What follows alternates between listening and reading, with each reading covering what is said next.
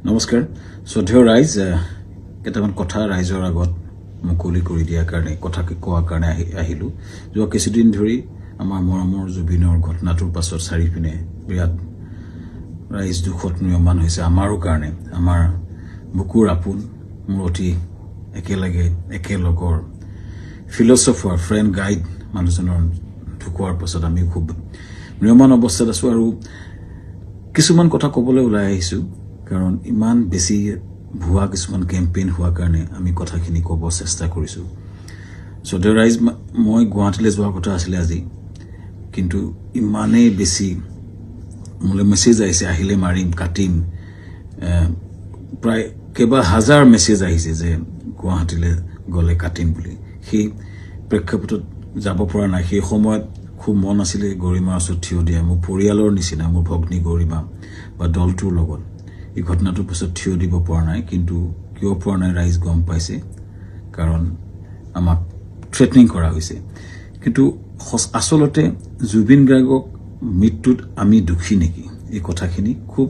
কিছুদিন ধৰি ছ'চিয়েল মিডিয়াত কিছুমান ব্যক্তিয়ে টিআৰপিৰ আশাত মামাকে দুখী সজাই কেংগেৰু কাউট পাতি যে নিজৰ ডিগ্ৰী দিলে কিন্তু আচলতে কথাটো কি জুবিন গাৰ্গক আমি কিয় মাতি আনিছো শ্ৰদ্ধা ৰাইজ আমি যেটো নৰ্থ ইষ্ট ফেষ্টিভেল ডিল কৰো হেতুত উত্তৰ পূবৰ বিভিন্ন সংস্কৃতি বা খাদ্য বা পৰ্যটনৰ প্ৰসাৰ কৰা হয় প্ৰথম 2013 চনত পাতোতে আমি জুবিন গাৰ্গৰ লগতে কথা পাতিছিলো তেখেতেই আমাক ব্ৰেণ্ড এম্বাসেডৰ হিচাপে গাইড কৰিছে যে মই সংযুক্ত থাকিম অনুষ্ঠানটো আমি একেলগে কৰিম টিভিত বা বিভিন্ন মিডিয়াত তেওঁ বহুবাৰ কৈছে যে শ্যামকানুৰ সৈতে মিলি আমি নৰ্থ ইষ্ট ফেষ্টিভেল পাতো দিল্লীত বা বিশ্বৰ বিভিন্ন ঠাইত তেওঁ নিজে ইয়াত সংপৃক্ত আছে বুলি বহু ভিডিঅ' আছে মই আপোনালোকক জনাম দেখুৱাম এই ব্যক্তিজন আমি যেতিয়া বাহিৰত অনুষ্ঠান য'তে কৰোঁ আমি তেখেতৰ পৰা আলোচনা কৰোঁ আৰু যিহেতু আমাৰ ব্ৰাণ্ড এম্বাসেডৰ আৰু যেতিয়া আমি বিদেশত কৰিলোঁ দুইবাৰে তেওঁ বেংককত গৈছিলে আৰু এইবাৰো যেতিয়া আমি ছিংগাপুৰত কৰিবলৈ গ'লো তেখেতক আমি ক'লো যে ছিংগাপুৰত কৰিব বিচাৰিছোঁ সো আমি ক'লো এনেকৈ কৰিব আমাৰ গোটেই প্ৰগ্ৰেমটো এনেকুৱা হ'ব তেখেতক ক'লো যে তুমি যাবা নেকি তেখেতে ক'লে যাম মই যাম মোৰ লগত মোৰ ভাতৃ সন্দীপনক লৈ যাম আৰু মেনেজাৰ সিদ্ধাৰ্থ যাব আৰু আমাৰ শেখৰ যাব সো এনেকৈ ক'লে কোৱাৰ পাছত আমি পিছত আৰু এগৰাকী সংগীত শিল্পীও আহিলে সো কোৱাৰ পিছত আমি আয়োজন কৰা প্ৰক্ৰিয়া আৰম্ভ কৰিলোঁ